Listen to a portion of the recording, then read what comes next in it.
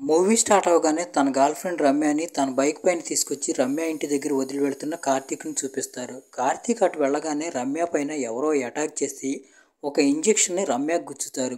Injection గుచ్చిన వెంటనే Ramya body మొత్తం నల్లగా మారిపోతుంది. రమ్య అక్కడికక్కడే చనిపోతుంది. కట్ చేస్తే తర్వాత రోజు రమ్య డెడ్ బాడీ మున్సిపాలిటీ వాళ్ళకి ఒక డస్ట్బిన్లో కనిపిస్తుంది. డస్ట్బిన్లో డెడ్ బాడీని చూసి వాళ్ళు భయపడిపోతారు. వెంటనే పోలీసులకి ఇన్ఫర్మేషన్ ఇస్తారు. దాంతో అక్కడికి మీడియా అలాగే ఫోరెన్సిక్ వాళ్ళు చేరుకుంటారు. అక్కడున్న ఒక లేడీ పోలీస్ ఆఫీసర్ గుమిగూడిన జనాల్ని డెడ్ బాడీ గురించి ఎంక్వైరీ చేస్తుంది. దాంతోపాటు కార్తీక్ను కూడా పిలిచి ఎంక్వైరీ చేస్తారు. కట్ చేస్తే మనకి ముంబైలో సీన్ చూపిస్తారు. అక్కడ మనకి ధ్రువ్ అనే పోలీస్ ఆఫీసర్ని చూపిస్తారు. అతని సగం బాడీ నల్లగా ఉంటుంది. అలా ఎందుకైందో మనకి ముందు తెలుస్తుంది. అప్పుడే ధ్రువ్కి ఒక పోలీస్ ఆఫీసర్ ఫోన్లో ఒక ఫోటో పంపుతాడు. ఆ ఫోటో చూడగానే ధ్రువ్ చాలా టెన్షన్ పడిపోతాడు. అతనికి కొన్ని ఫ్లాష్ బ్యాక్ సీన్స్ గుర్తొస్తాయి. దాంతో అతనికి విపరీతమైన కోపం వస్తుంది.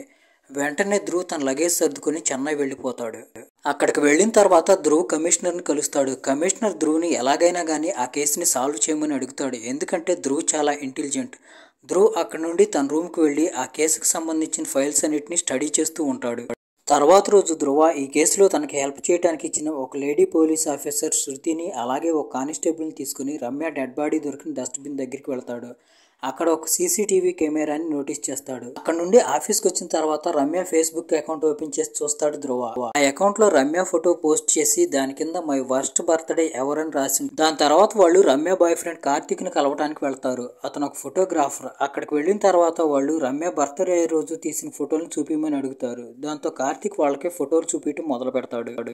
దాంతో పాటుగా కార్తీక్ వాళ్ళకి ఆ రోజు బర్త్డేకి రమ్యకి నేను ఒక లాకెట్ గిఫ్ట్గా ఇచ్చానని కూడా చెప్తాడు. అయితే శృతి ఫోటోలు చూసి డెడ్ బాడీ మెడలో ఎలాంటి లాకెట్ లేదని చెప్తుంది. ధ్రువ తర్వాత రమ్య ట్రావెల్ అయిన సీసీటీవీ ఫుటేజ్లు మొత్తం చెక్ చేస్తాడు. ఎక్కడా ఎలాంటి చిన్న క్లూ కూడా దొరకదు. అంటే దీని అర్థం కిల్లర్కి ముందే తెలుసు సీసీటీవీలు ఎక్కడెక్కడ ఉన్నాయో. ఇంకోసారి వీడియో ఫుటేజ్ని క్లియర్గా చెక్ చేసినప్పుడు ఒక బ్లాక్ కలర్ కారు ఆ ఏరియాని క్రాస్ చేసి వెళ్ళినట్టుగా చూపిస్తుంది. అయితే ఆ కారు మళ్ళీ తిరిగి రాలేదు. దాంతో వాళ్ళు ఆ కారు డీటెయిల్స్ కలెక్ట్ చేయడానికి ట్రై చేస్తారు. అయితే అదొక ఫేక్ కారు. అంటే అడ్రస్ అలాగే దాని మీద అంటించిన నెంబర్ మొత్తం ఫేక్ అనమాట. అప్పుడే వాళ్ళకి ఆ వీడియో ఫుటేజ్ లో ఒక అతను కనిపిస్తాడు. అతను ఆ ఏరియా క్రాస్ చేసి వెళుతూ ఉంటాడు. అప్పుడే ఒక గొడ్లగోబ అతన్ని అటాక్ చేస్తుంది.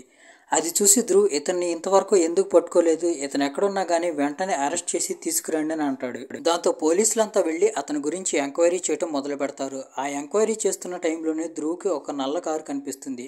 దాని అద్దం మీద ఒక ప్యాటర్న్ డ్రా చేసి ఉంటుంది. ఆ ప్యాటర్న్ చూడగానే ధ్రువ్కి ఒక విషయం గుర్తొస్తుంది. అదేంటంటే కార్తీక్ రమ్యకి గిఫ్ట్ చేసిన లాకెట్ ప్యాటర్న్ కూడా అదే.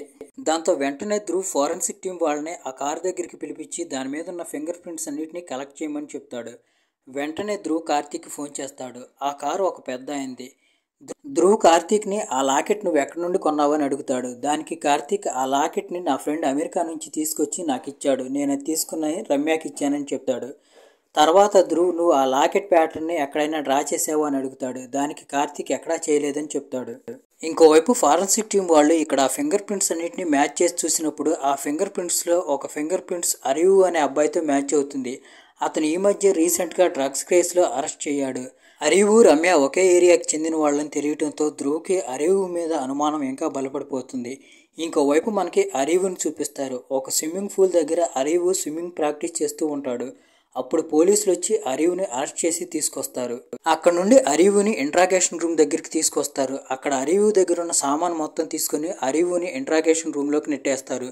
తర్వాత ధ్రువ్ శృతితో మాట్లాడుతూ వీడిని 6 గంటలు ఇలాగే ఉంచండి, వీటితో ఎవరో ఏమీ మాట్లాడొద్దు, ఈ 6 గంటలలోపు పిచ్చెక్కిపోయి వాడే నిజమంతా చెప్పేస్తాడని అంటాడు. ఇంకోవైపు రూమ్లో ఉన్న అరివు పిచ్చిగా కేకలు వేస్తూ ఉంటాడు. సార్, మీకు ఎవరో తప్పుడు ఇన్ఫర్మేషన్ ఇచ్చారు, మీరు పొరపాటుగా నన్ను అరెస్ట్ చేశారు, మా సిస్టర్ ఇంటి దగ్గర నా కోసం ఎదురు చూస్తూ ఉంటుంది, నన్ను వెళ్ళనివ్వండి అని చెప్పి అరుస్తూ ఉంటాడు. అయితే అతని మాటలు ఎవరో పట్టించుకోరు. తర్వాత అరివు తన పాకెట్లో నుంచి చూయింగ్ గమ్ తీసుకుని నవ్వులుతూ ఉంటాడు. అది చూసి ధ్రువ కానిస్టేబుల్ మీద కోపాడుతూ మీరు వాడి పాకెట్స్ ఎందుకు చెక్ చేయలేదు, వాడిప్పుడు ఆ చూయింగ్ గమ్ నవ్వులుతూ టైంపాస్ చేస్తాడని అంటాడు. అప్పుడే శృతి ధ్రువ దగ్గరికి వచ్చి అరివు గురించి చెప్తుంది. అరివుకి ఒక సిస్టర్ ఉంది. వాళ్ళిద్దరు తప్ప ప్రపంచంలో నానే వాళ్ళు ఎవరు లేరని చెప్తుంది. అప్పుడే రూమ్లో అరివు పాత కవితల్ని పాడుతూ ఉంటాడు. పోలీసులు వచ్చి అరివుకి ఫుడ్ ఆఫర్ చేస్తారు. అయితే అరివు అన్నం తినకుండా నాకు ఈ భోజనం వద్దు, నా బ్యాగులో మందులున్నాయి, అవి తెచ్చియండి అని అంటాడు. ఆ మాట వినగానే ధ్రువ్ అరివు బ్యాగ్ని చెక్ చేస్తాడు. నిజంగానే దాంట్లో ఒక మెడిసిన్ డబ్బా దొరుకుతుంది. వెంటనే ధ్రువ్ ఆ మెడిసిన్ గురించి గూగుల్లో సెర్చ్ చేస్తాడు. అదేదో బ్రెయిన్కి సంబంధించిన జ్ఞాపకాలను ఎరేజ్ చేసే మందని ఉంటుంది. ఇంకోవైపు మందు దొరకపోవడంతో అరివు రూమ్లో ఉండి కేకలు వేస్తూ ఉంటాడు. సార్, నొప్పితో నా తల పగిలిపోయేటట్టుంది, ప్లీజ్ నాకు ఆ మందు ఇవ్వండి అని అంటాడు. అప్పుడే అరివు కళ్ళ ముందుకి ఒక అమ్మాయి ముఖం వస్తుంది. ఆ ముఖం చూడగానే అరివు డిస్టర్బ్ అయిపోతాడు. వెంటనే లేచి అరివు నీళ్లు తాగుతాడు. తర్వాత గోడ మీద ఆ అమ్మాయి ముఖాన్ని డ్రా చేస్తాడు. సార్, నా మందు ఇవ్వండి అని అరుస్తాడు. తర్వాత ఎవరైనా చూస్తారని చెప్పి ఆ బొమ్మను తుడిచేస్తాడు. దీని తర్వాత అరివు పరిస్థితి మరింత దిగజారిపోతుంది. తలనొప్పిని తట్టుకోలేక బాత్రూంలో ఉన్న బకెట్ నిండా నీళ్లు పట్టుకొని అరివు తలని దాంట్లో పెడతాడు. కాసేపటి తర్వాత వచ్చి టేబుల్ మీద తలపెట్టి కూర్చుంటాడు. అప్పుడే ఒక కానిస్టేబుల్ వచ్చి అరివుకి ఆ మెడిసిన్ డబ్బా ఇచ్చి అక్కడ నుండి వెళ్ళిపోతాడు. ఆ మెడిసిన్ డబ్బా ఇచ్చిన 6 గంటల తర్వాత ధ్రువ్ లోపలికి వచ్చి అరివుని ఇంట్రాగేట్ చేయడం మొదలు పెడతాడు. అప్పుడు ధ్రువ్ అరివుని నువ్వు రమ్యాని ఎందుకు చంపావని అడుగుతాడు. దానికి అరివు, సార్, మీకు నా గురించి ఎవరో తప్పుడు ఇన్ఫర్మేషన్ ఇచ్చారు, మీరు పొరపాటుగా అర్థం చేసుకుని నన్ను అరెస్ట్ చేశారని అంటాడు. అప్పుడే శృతి అరివుకి ఒక వీడియో ఫుటేజ్ చూపిస్తుంది. దాంట్లో ఒకతను జాగింగ్ చేస్తూ ఆ ఏరియాని క్రాస్ చేసి వెళ్తూ ఉంటాడు. అతను ఎవరో కాదు, అరివు. అది చూడగానే అరివు, దీంట్లో వింతే ఉంది, నేను ప్రతిరోజు జాగింగ్ చేస్తాను ఆ ఏరియాలో అని అంటాడు. అప్పుడు శృతి, నువ్వు రమ్యాని కాకుండా ఇంకా ఎంతమంది అమ్మాయిలు చంపావని అంటుంది. దానికి అరివు కోపంగా, పదే పదే మీరు ఆ అమ్మాయి పేరుని నా ముందు తీసుకురాబాకండి, ఆ అమ్మాయి పేరు వింటుంటేనే తలనొప్పితో నా తల పగిలిపోయేలా ఉందని అంటాడు. అసలు ఆ అమ్మాయి ఎవరో కూడా నాకు తెలియదని అంటాడు. అప్పుడే ధ్రువ్ అరివుకి ఒక ఫోటో చూపించి ఈ ప్యాటర్న్ నువ్వు ఎక్కడైనా డ్రా చేసావా అని అడుగుతాడు. దానికి అరివు, నేను ఎక్కడా చేయలేదు, ఇంటి దగ్గర మా సిస్టర్ ఒంటరిగా నా కోసం ఎదురు చూస్తూ ఉంటుంది, నన్ను వెళ్ళనివ్వండి అంటాడు. అప్పుడు శృతి చెప్తుంది, ఆ కారు మీద నీ ఫింగర్ ప్రింట్స్ దొరికాయి, దాంతోపాటుగా నువ్వు డ్రగ్ అడిక్ట్వి, ఈ మధ్య రీసెంట్గా అరెస్ట్ అయ్యాయి.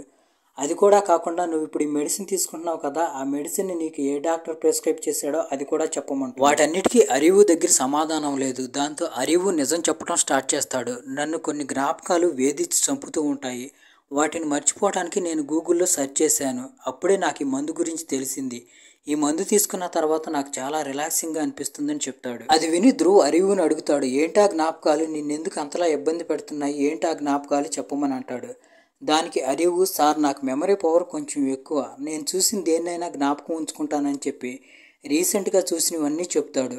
అది విని ధ్రువ్ ఆశ్చర్యపోతాడు, ఇతనికేంటి ఇంత మెమరీ పవర్ ఉందని. తర్వాత మళ్ళీ ధ్రువ్ అరివుని రమ్య గురించి అడుగుతాడు. దానికి అరివు, సార్, మీరు ఏ రమ్య గురించి అడుగుతున్నారో ఆ రమ్య నాకు తెలియదు, కానీ నా జీవితంలో ఒక రమ్య ఉంది, ఆ రమ్య వల్లే ఈరోజు నా పరిస్థితి ఇలా తయారైందని చెప్తాడు. ఇప్పుడు స్టోరీ ఫ్లాష్ బ్యాక్లోకి వెళుతుంది. అక్కడ అరివు క్లాస్లో తన ఫ్రెండ్స్తో కూర్చొని ఉంటాడు. అప్పుడే అరివు దగ్గరికి ఒక రమ్య అనే అమ్మాయి వచ్చి నేను లవ్ చేస్తున్నానని చెప్తుంది. ఆ మాట వినగానే అరివు, ఎందుకు నాతో జోక్ చేస్తున్నావు, నాలో లవ్ చేయడానికి అంతగా ఏముందని అంటాడు.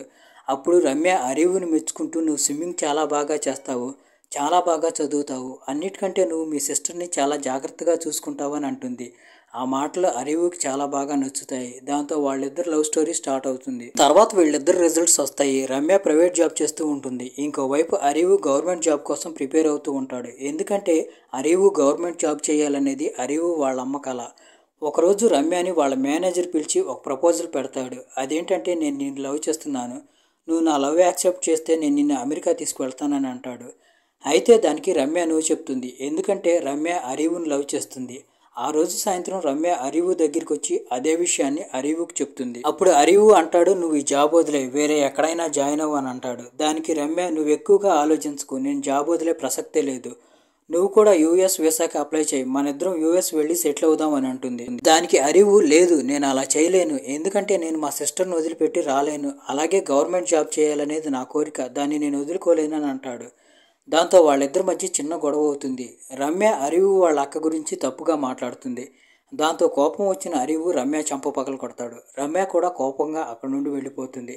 దాంతో వాళ్ళిద్దరి మధ్య మాటలు కట్ అయిపోతాయి. ఒకరోజు అరివు రమ్యతో మాట్లాడదామని ట్రై చేస్తే తన నెంబర్ కలవదు. ఆఫీస్కి వెళ్ళి కనుక్కుంటే రమ్య ఆ ఉద్యోగం వదిలేసిందని, దాంతో పాటుగా ఫ్లాట్ కూడా ఖాళీ చేసిందని తెలుస్తుంది. ఫేస్బుక్లో అరివుకి అప్పుడే ఒక నోటిఫికేషన్ కనిపిస్తుంది. దాంట్లో రమ్య తన మేనేజర్తో కలిసి క్లబ్లో ఎంజాయ్ చేస్తూ ఉంటుంది. వెంటనే అరివు అక్కడికి వెళ్ళి రమ్యతో మాట్లాడటానికి ట్రై చేస్తాడు.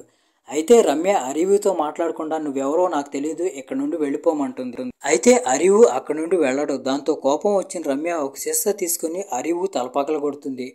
దాంతో అరివు గుండె 1000 ముక్కలైపోతుంది. అందుకే రమ్య పేరు వింటే అరివు అంత డిస్టర్బ్ అయిపోతాడు. అప్పుడే అక్కడ రైడ్ జరుగుతుంది. పోలీసులు అక్కడికి వచ్చి డ్రగ్స్ తీసుకున్న వాళ్ళందరినీ అరెస్ట్ చేస్తారు. అప్పుడు అక్కడ అరివు కూడా ఉంటాడు. దాంతో అరివు ఫింగర్ ప్రింట్స్ తీసుకుని అతను కూడా డ్రగ్స్ తీసుకున్నాడు అనుకుంటారు. తర్వాత అరివు ఒక స్టూడెంట్ అని తెలియడంతో అతను వదిలేస్తారు. ఇప్పుడు స్టోరీ మళ్ళీ ప్రజెంట్ లోకి వస్తుంది. అరివు ఇలా స్టోరీ చెప్తూ ఒక మూలకు వెళ్ళి కూర్చుంటాడు.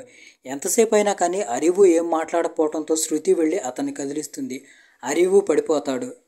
చూస్తే అరివు అప్పటికి చాలాసేపటి క్రితం స్పృహ కోల్పోయి ఉంటాడు. వెంటనే అరివుని హాస్పిటల్లో అడ్మిట్ చేస్తారు. డాక్టర్ ధ్రువ్కి అరివుకి బీపీ ఎక్కువ అవటం వల్ల కళ్ళు తిరిగి పడిపోయాడని చెప్తాడు. అప్పుడు ధ్రువ్ డాక్టర్కి అరివు కండిషన్ గురించి అలాగే అరివు వాడే మెడిసిన్ గురించి కూడా చెప్తాడు. దాంతో డాక్టర్ అరివుకి ట్రీట్మెంట్ చేయడం స్టార్ట్ చేస్తాడు. తర్వాత ట్రీట్మెంట్ కోసం అరివుని ఎంఆర్ఐలోకి పంపిస్తారు. అరివు మెమరీ పవర్ టెస్ట్ చేయడానికి డాక్టర్ అరివుని ఎంఆర్ఐ మిషన్లోకి పంపించి అరివు నీకు జ్ఞాపక శక్తి అంత ఎక్కువైతే 1 సంవత్సరం అప్పుడు నీకేం జరిగిందో చెప్పని అంటాడు. దాంతో అరివు చెప్పడం స్టార్ట్ చేస్తాడు. తనకు 1 సంవత్సరం వయసు ఉన్నప్పుడు వాళ్ళ అమ్మా నాన్నలతో కలిసి గుడి దగ్గరికి వెళ్ళాడు. గుడి దగ్గర ఒక బావి ఉంది. ఆ బావిలో నీళ్లు పెట్టి అందరూ స్నానం చేస్తూ ఉంటారు. ఆ బావిలో నీళ్ళకి చాలా శక్తులు ఉన్నాయని చెప్పుకుంటారు. దాంతో అరివు స్నానం చేయడానికి మొదటిసారిగా తనంతట తానే ఆ బావి వైపు కదులుతాడు. అలా వెళుతూ అరివు కాలు జారి బావిలో పడిపోతాడు. వాళ్ళ అమ్మా నాన్న భజనలు కీర్తనలో బిజీగా ఉండటం వల్ల అరివు గురించి పట్టించుకోరు. బావిలో పడిపోవటం వల్ల అరివుకి శ్వాస ఆడటం ఇబ్బందిగా మారుతుంది. స్పృహ కోల్పోతూ ఉంటాడు. అప్పుడే అరివు చూస్తే అరివు వైపు ఒక తాబేలు వస్తూ కనిపిస్తుంది. ఆ తాబేలు తల మెరుస్తూ ఉంటుంది. ఆ తాబేలు అరివు దగ్గరికి వచ్చి అరివు మూతిపైన తన తలను పెడుతుంది. అప్పుడు అరివులోకి ఆ తాబేల్లో ఉన్న శక్తులు వస్తాయి. ఆ తర్వాత ఏం జరిగిందో అరివు గుర్తుండదు. అరివు చెప్పిన మాటలో అలాగే ఎంఆర్ఐ రిపోర్ట్స్ అన్నీ చెక్ చేసిన డాక్టర్ షాక్ అయిపోతాడు.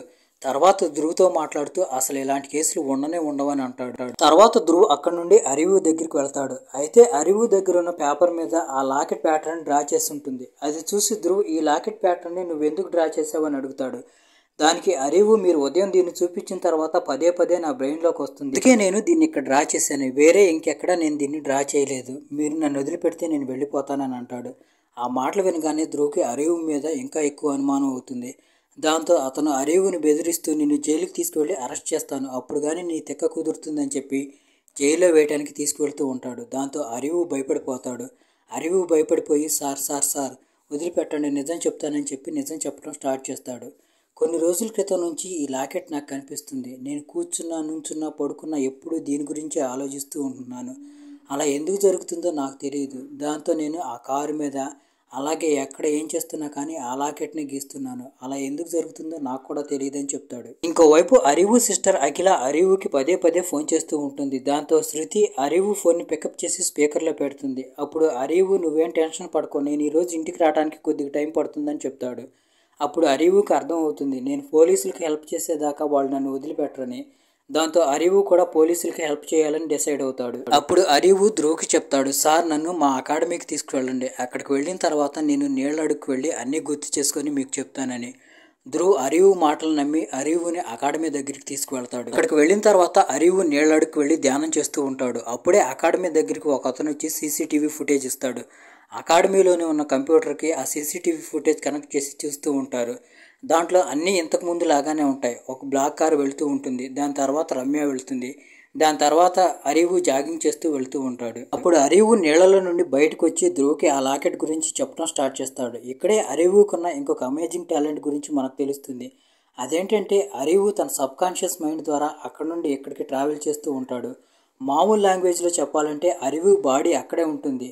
ఆత్మ అరివు ఎక్కడికి కావాలంటే అక్కడికి వెళుతూ ఉంటుందన్నమాట. ఆత్మ అరివు ఎక్కడికి వెళ్ళాలనుకుంటున్నాడో అక్కడికి వెళుతుందన్నమాట. అక్కడికి వెళ్ళిన తర్వాత అరివు ధ్రువ్కి చూసిన లాకెట్ గురించి చెప్పడం స్టార్ట్ చేస్తాడు.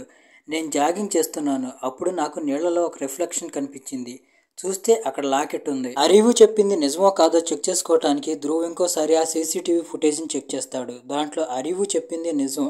ఆ చెట్లు పొదల్లో ఆ లాకెట్ పడి ఉంటుంది. తర్వాత ఎవరో ఒక వ్యక్తి వచ్చి ఆ లాకెట్ని తీసుకెళ్ళి తర్వాత ధ్రువ్ అరివుని ఇంటికి పంపించేస్తాడు. అక్కడ నుండి అరివు చెప్పింది నిజమో కాదో తెలుసుకోవడానికి శృతిని కానిస్టేబుల్ని తీసుకుని అక్కడికి వెళ్తాడు.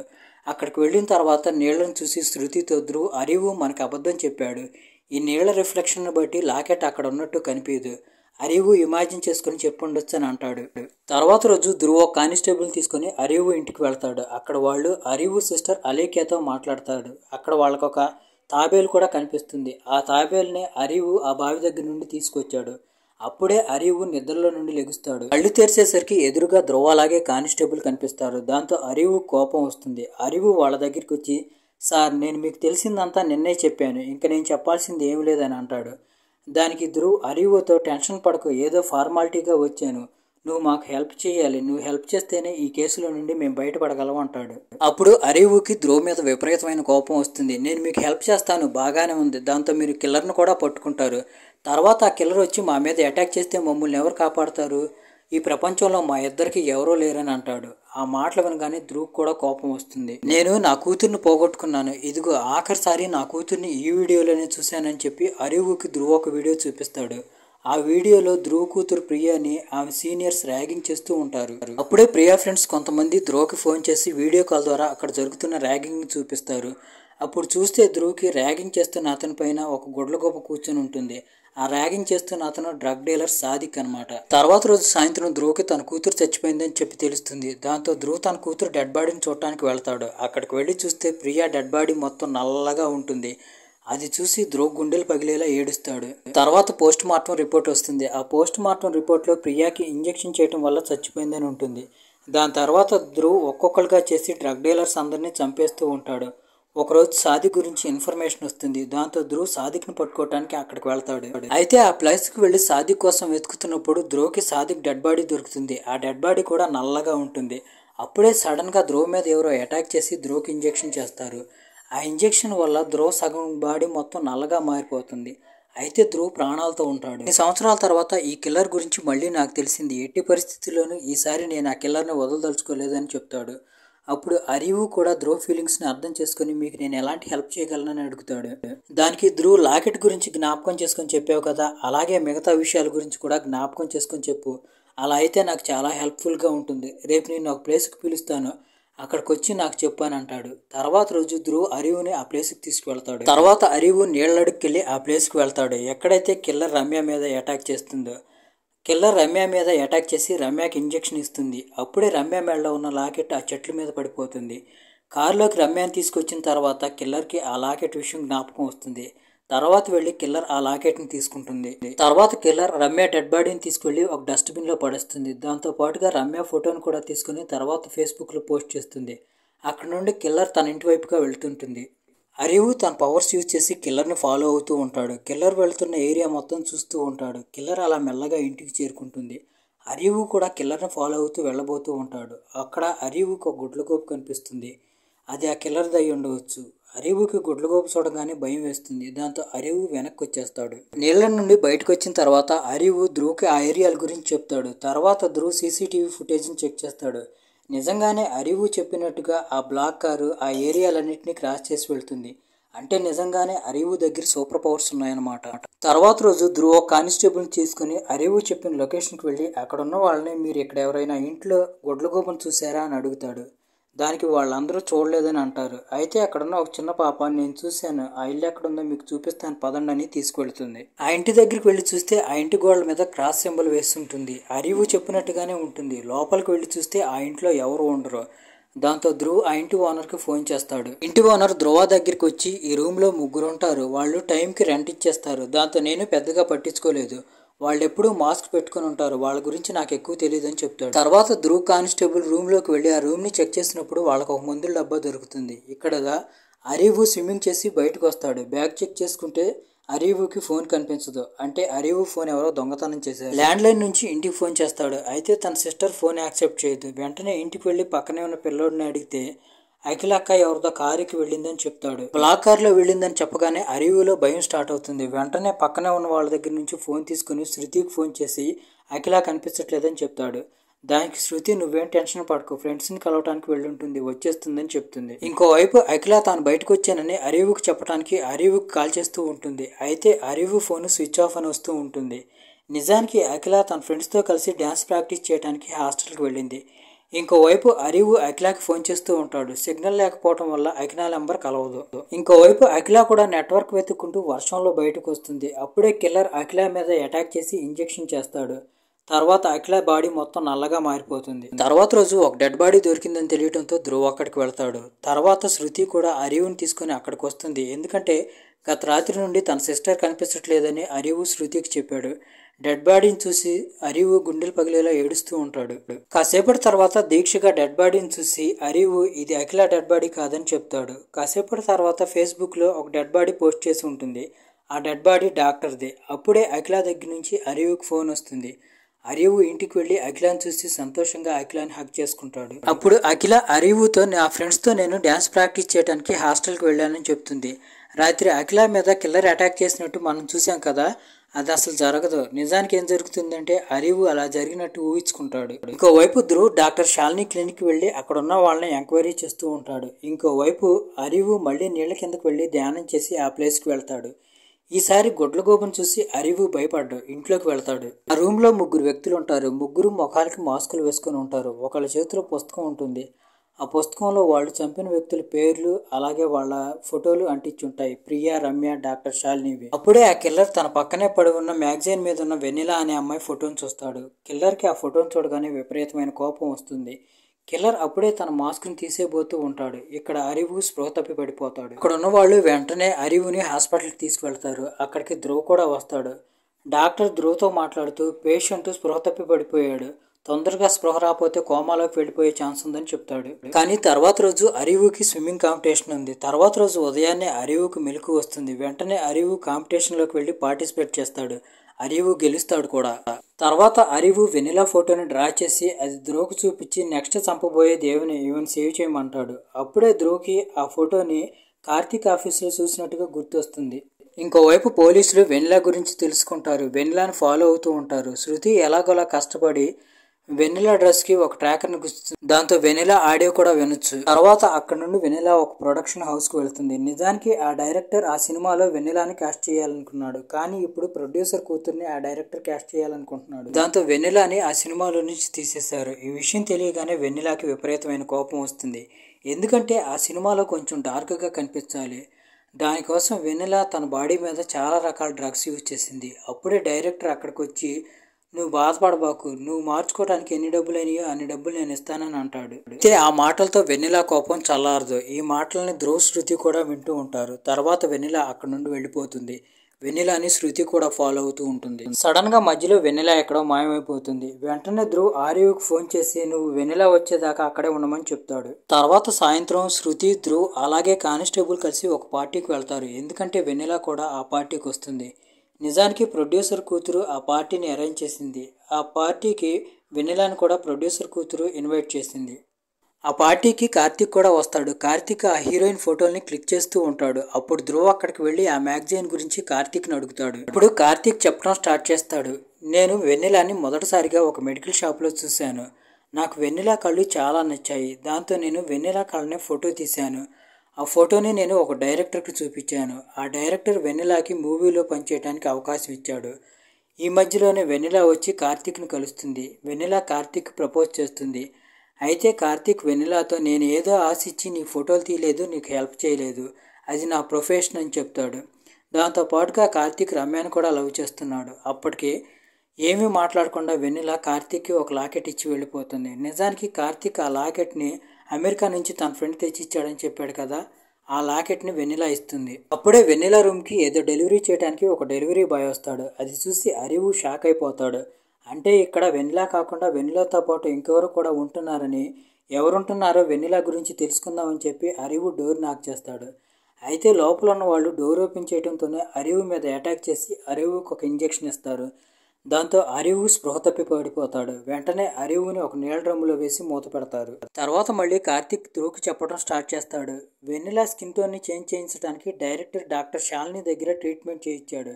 ఎందుకంటే ఇంతకుముందు వెన్నెలా స్కిన్ టోన్ చాలా డార్క్గా ఉండేది. అయితే డాక్టర్ శాలిని క్లినిక్లో పనిచేసే అడ్వర్టైజ్మెంట్ టీం వాళ్ళు ఉంటారు కదా, వాళ్ళు వెన్నెలాకి చెప్పకుండా వెన్నెలా ఫోటోని అడ్వర్టైజింగ్కి యూజ్ చేసుకుంటారు.